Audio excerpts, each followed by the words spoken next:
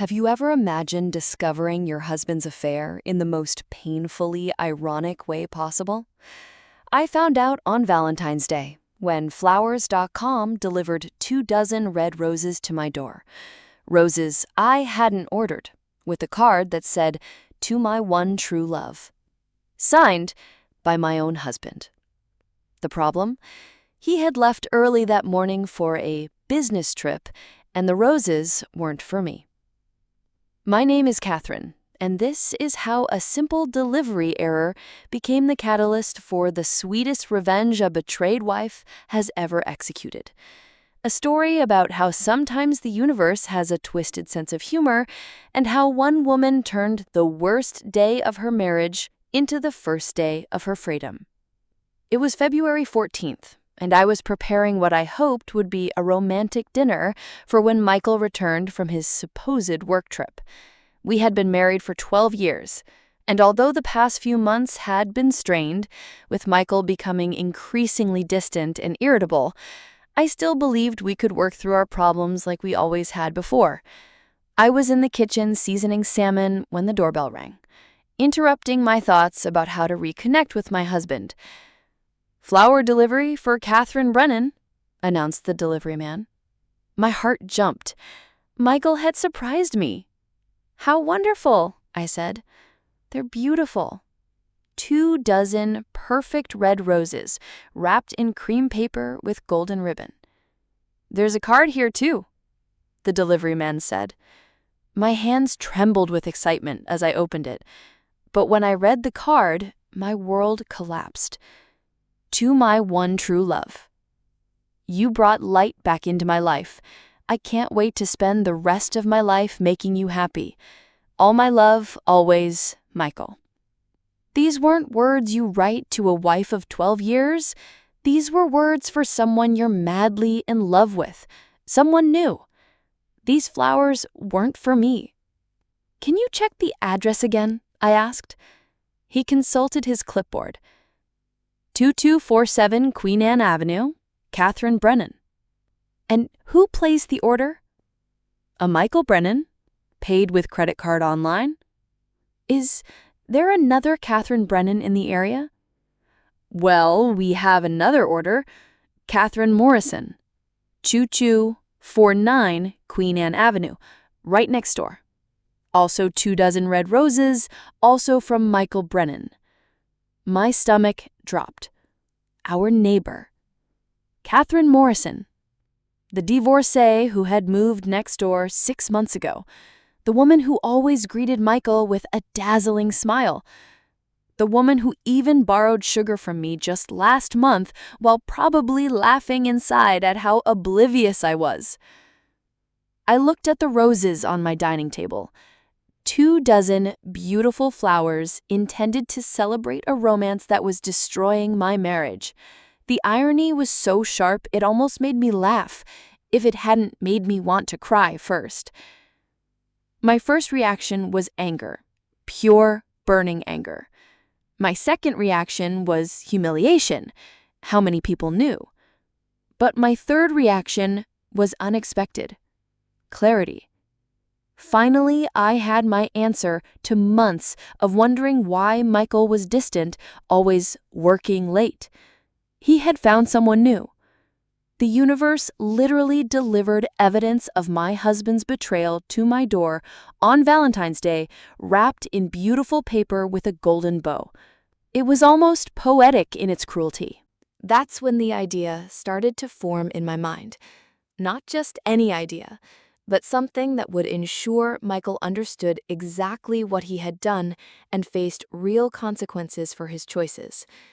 Michael thought he was very smart, thought I was too trusting and naive to suspect anything, thought he could compartmentalize his life so perfectly that his two worlds would never collide. If he wanted to play games, I could play too. And I had an advantage. I knew about Catherine, but they didn't know that I knew. I called Michael's office. "Brennan and Associates, how can I help you?" "Hi, Jennifer. It's Catherine. Is Michael available?" "Oh, hi, Catherine. Actually, Michael is traveling today. He said he wouldn't be back until tomorrow night. Traveling? He didn't tell me about a trip. Let me check his calendar.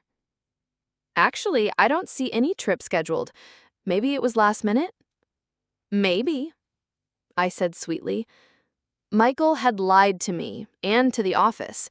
He was probably spending a romantic Valentine's Day with Catherine Morrison. But I had other ideas. First up, the lawyer. I called Sandra Walsh, a divorce attorney I knew through work. Sandra had a reputation for being brilliant, ruthless, and absolutely devoted to ensuring her clients got exactly what they deserved from cheating spouses. Sandra? It's Catherine Brennan. I need an emergency consultation. Catherine, what's going on? My husband is having an affair with our neighbor, and I need to file for divorce immediately. But here's the thing.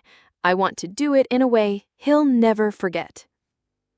Actually, I was hoping we could prepare the papers today. It's Valentine's Day, and I have very specific plans for how I want him to receive them.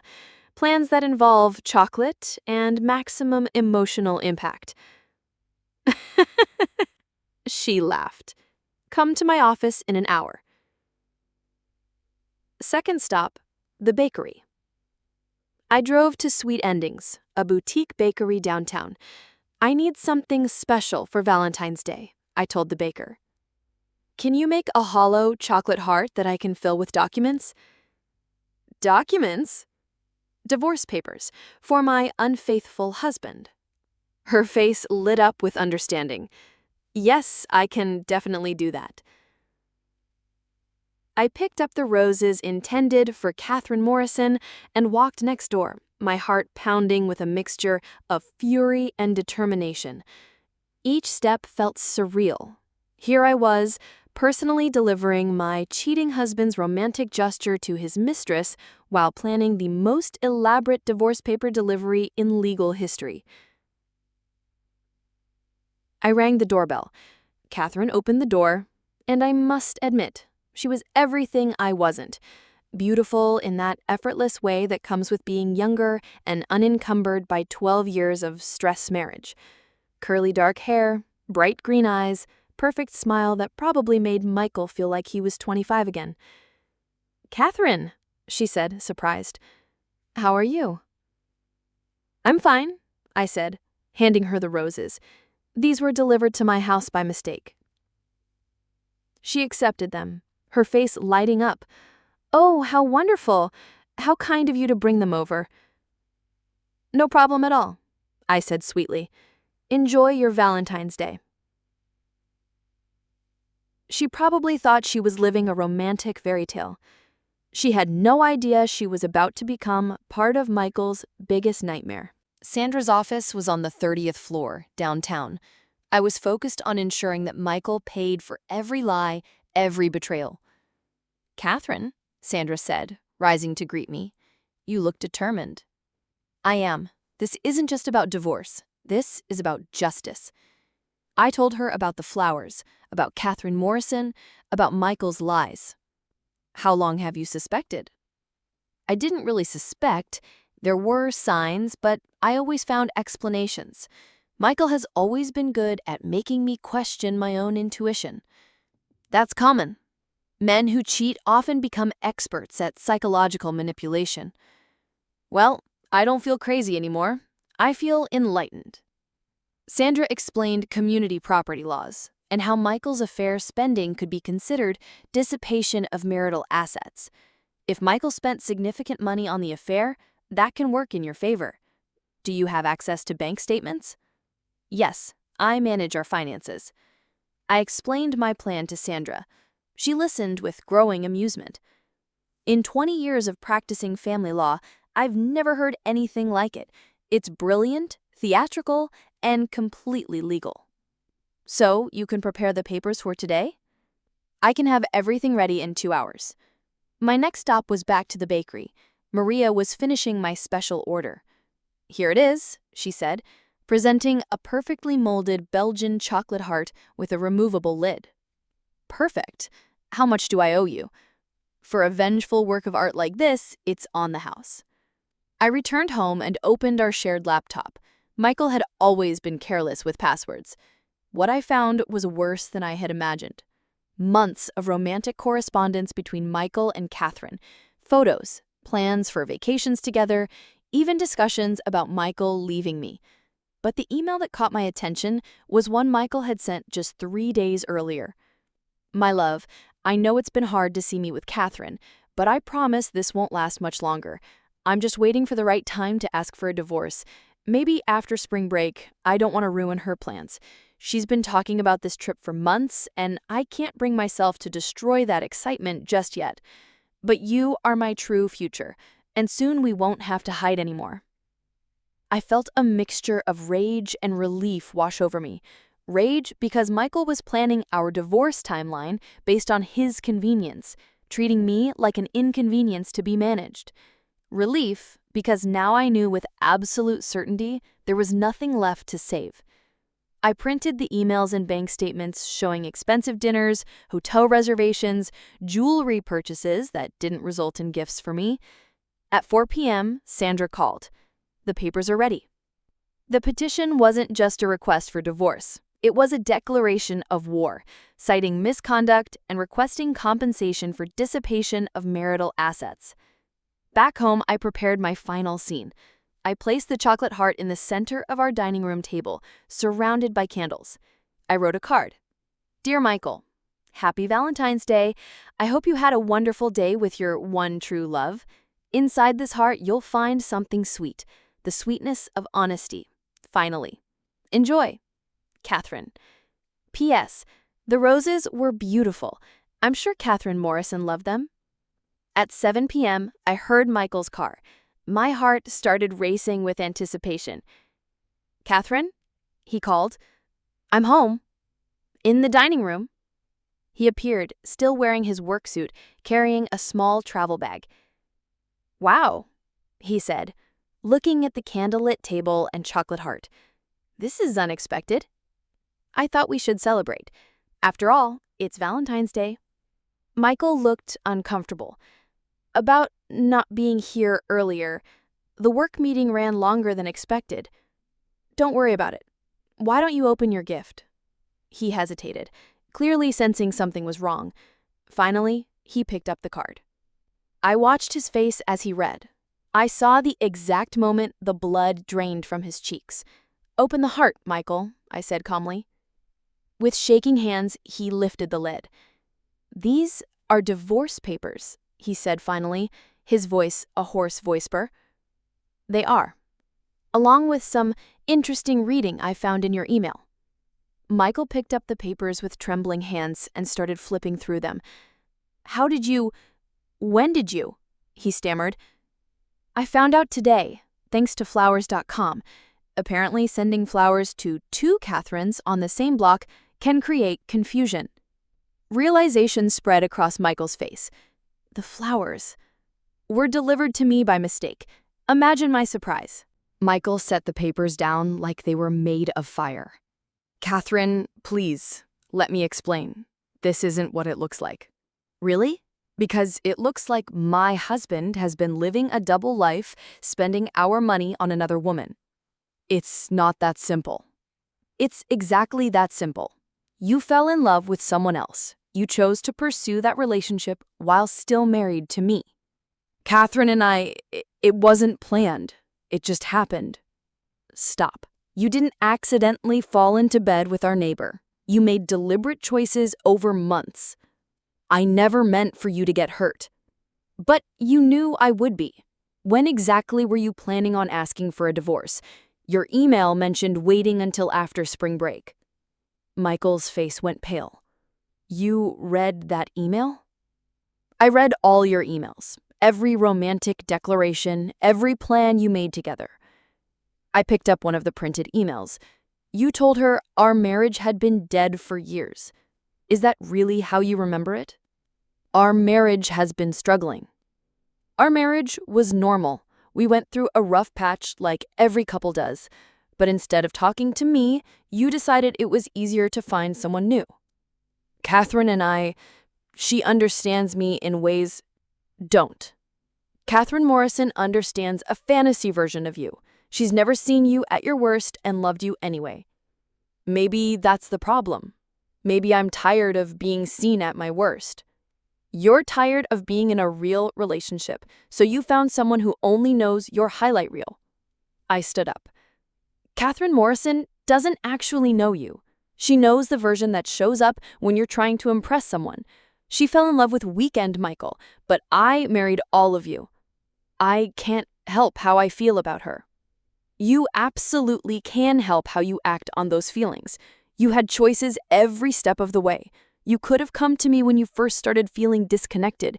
You could have suggested marriage counseling. You could have been honest about your unhappiness instead of building a secret life behind my back. Would you have understood? Would you have let me go? The question hung in the air between us. It was the first truly honest thing he'd said all evening, and it deserved an honest answer. I don't know, Michael. Maybe not immediately. Maybe I would have fought tooth and nail for our marriage. Maybe I would have tried to change, to be more exciting, to recapture whatever spark you felt was missing. But at least I would have had a choice in my own life instead of living a life for months while you planned my future without me. I'm sorry, Michael said, and for the first time that evening, he sounded like he actually meant it. Sorry doesn't undo months of deception, Michael.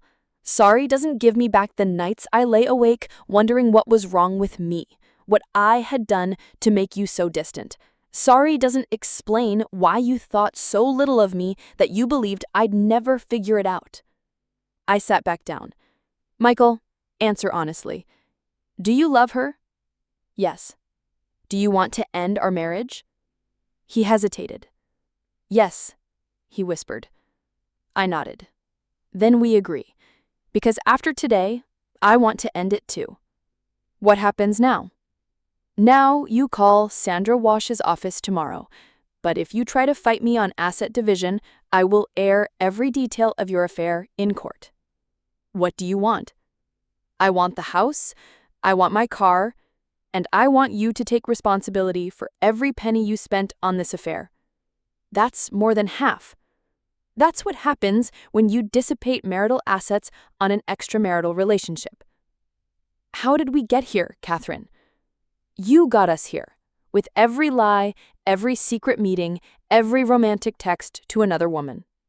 Catherine, is there any chance? Could we try counseling? No. Michael, you didn't just cheat on me. You made me doubt my own sanity. You made me feel paranoid for noticing changes in your behavior. There's no coming back from that level of betrayal. I'll call the lawyer tomorrow. Good. And pack a bag tonight. You're kicking me out? You want to be with Catherine, go be with Catherine. But you don't get to live in both worlds anymore. For what it's worth, I really am sorry it ended this way.